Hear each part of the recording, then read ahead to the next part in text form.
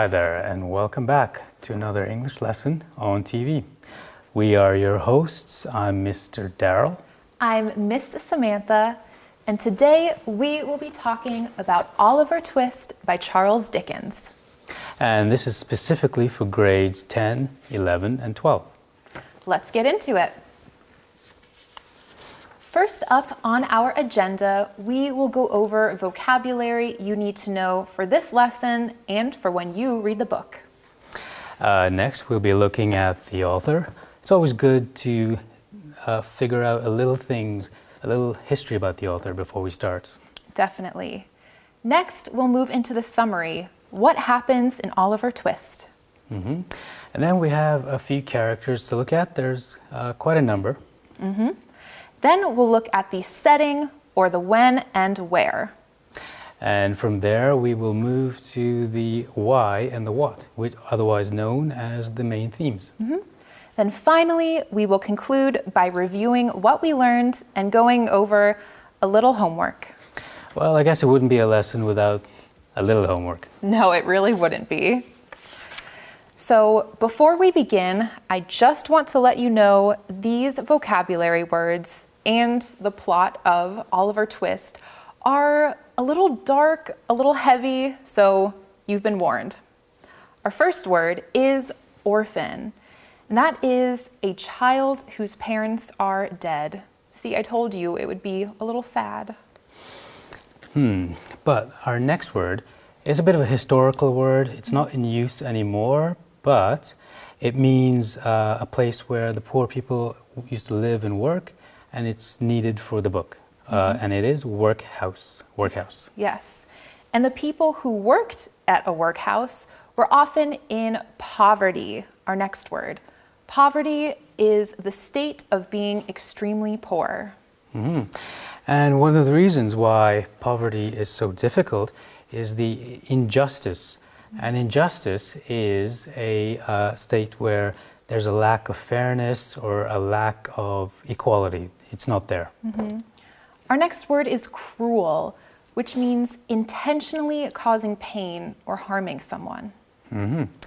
Now we move to a noun, our next word, pickpocket. It is a person who steals from people's pockets, and it's a small-time thief. Yes, but this next word is not small time at all. This is a huge crime. It's to kidnap, which means to take someone against their will and hold them captive. But we'll end on a good note with our last word, charity, and it is a good word.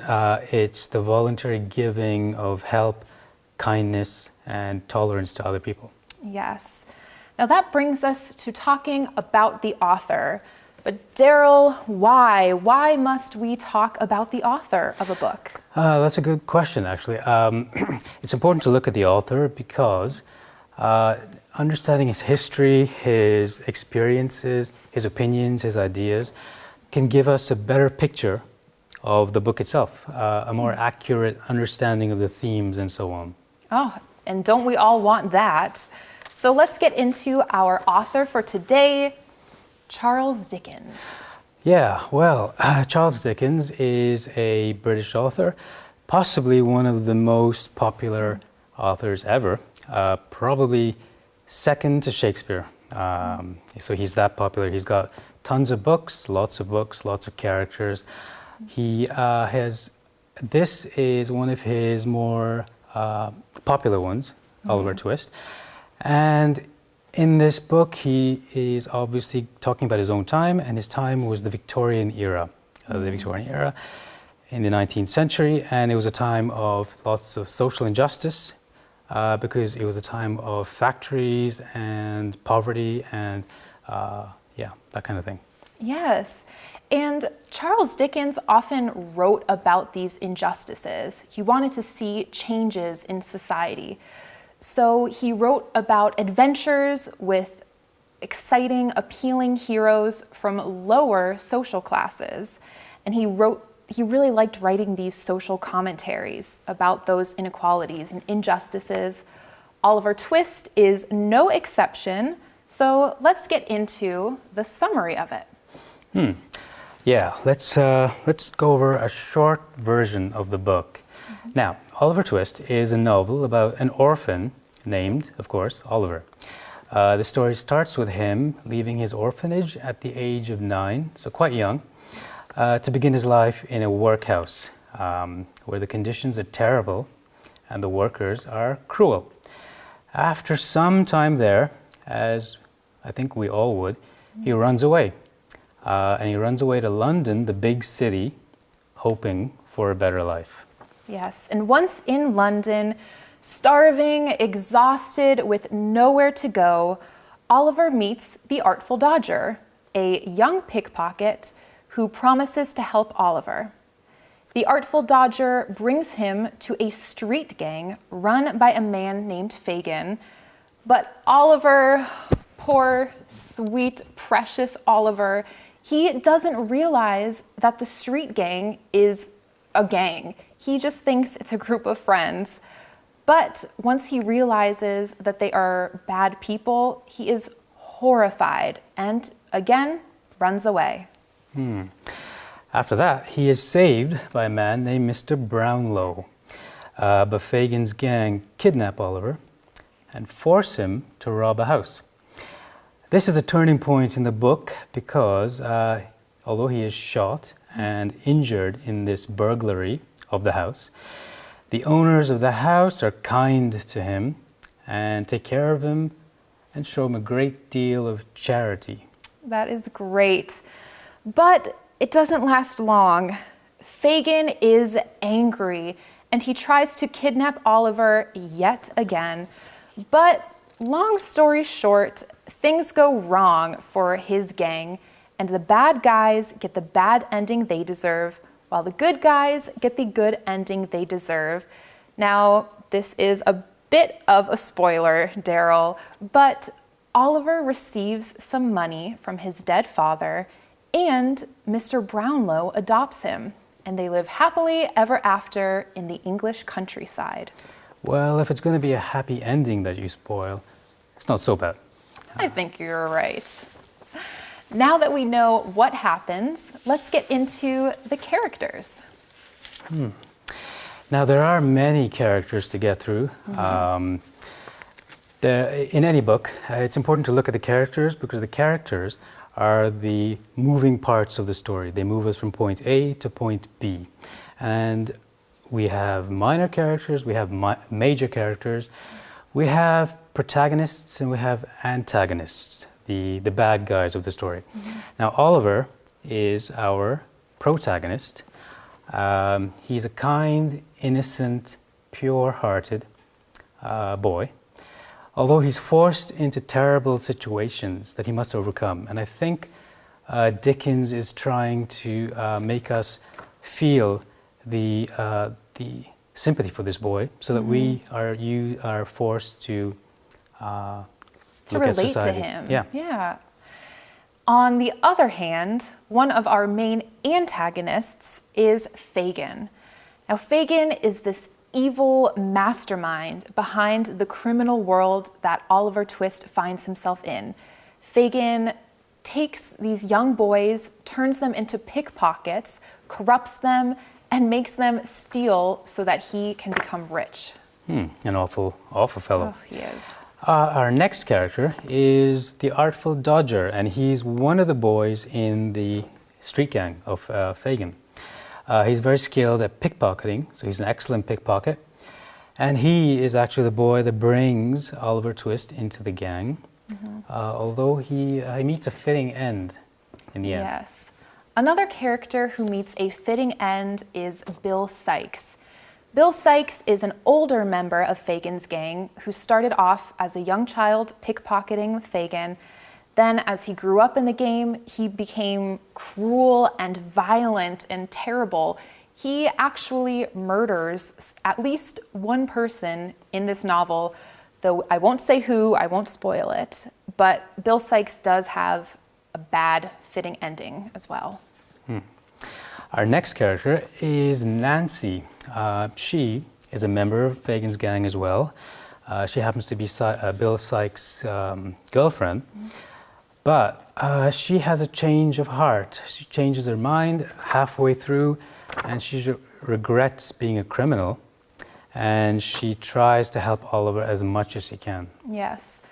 Our next character also helps Oliver as much as she can. This is Rose Maylie. She's the young woman whose home Oliver breaks into, and she really helps save him from a life of crime. And our last character is Mr. Brownlow. He's a kind older man who helps Oliver get out of that street gang. And in fact, he adopts Oliver as his own child at the end of the book, giving Oliver a chance at a good future. I love how those last three characters show Oliver such charity. So it's not all cruelty, I guess. No, it's not. Now that brings us to the setting. That is an interesting word. What is it all about? I'm glad you asked, Daryl.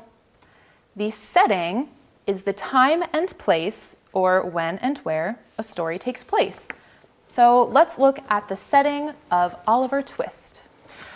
Yes, now it is the early 19th century.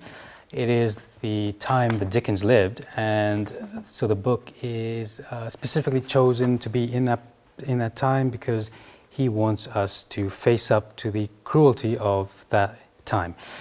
It is a time of industrialization, as I mentioned before. That means factories are coming up, pollution is getting worse in the big cities, and crime is going up because a lot of people are moving into the city for the first time from the villages, and it is an unstable situation. So the crime is going up and cruelty is going up. Absolutely. Speaking of horrible situations, let's get into the where. We start our story at the workhouse, which is a cruel place with a lot of poverty, injustice, inequalities.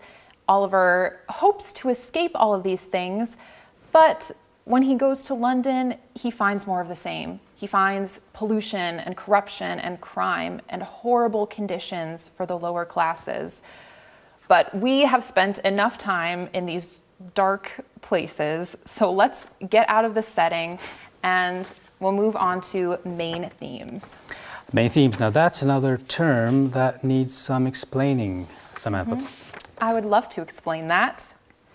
So the main theme of a story is what the author is trying to communicate through the characters and through the events.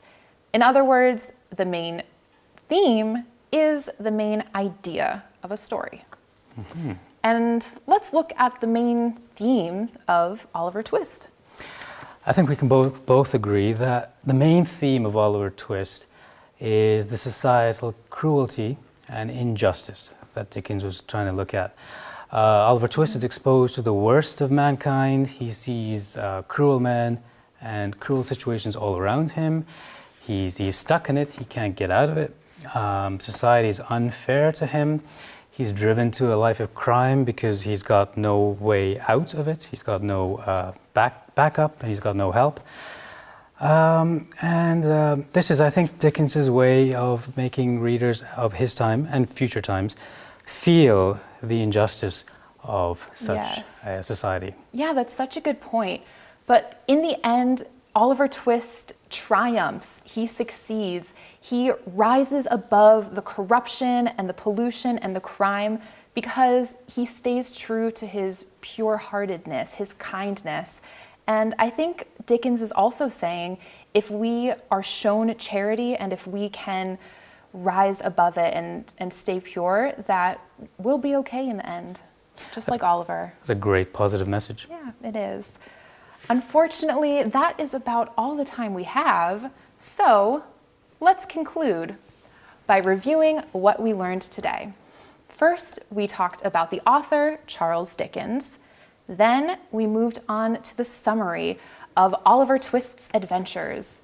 We talked about some of the crueler and some of the kinder characters, then moved on to the dark setting of London in the Victorian era. And finally, we talked about the themes of institutional or societal cruelty, injustices, and overcoming them with kindness and charity. this would be a great time to look at the words we brought up at the beginning of the lesson. Now, to review them quickly, they are orphan, workhouse, poverty, injustice, cruel, pickpocket, to kidnap, and charity. Yes, ending on that positive word again, just like our story. Yeah. That brings us to the homework now. Homework, yes. You know, Samantha, I've enjoyed seeing all of the essays and the assignments and the projects that have been coming in on the website. And I think, you know, this has been a great idea to get people to send in their homework. I think it's a way for kids to get involved in this little discussion that we have between ourselves. Yes, absolutely. I completely agree, Daryl. We love hearing from you and we want to know your ideas because you guys have great ones. So please, please keep sending them in to us. Now, our first question is, what do you think would have happened if Oliver Twist was only shown cruelty and never any charity? Great question. And we have a second question as well. And the second question is, what are some injustices of the world that you would like to see resolved, fixed, and how can we help to fix them? Great big question. So a lot to think about for this next week. Again, make sure to send your homework into us at englishbookeducation.co.uk/homework. We're so excited to read them. Thank you for joining us in our lesson, and we'll see you all next week. Have a great week. Bye, everyone. Goodbye.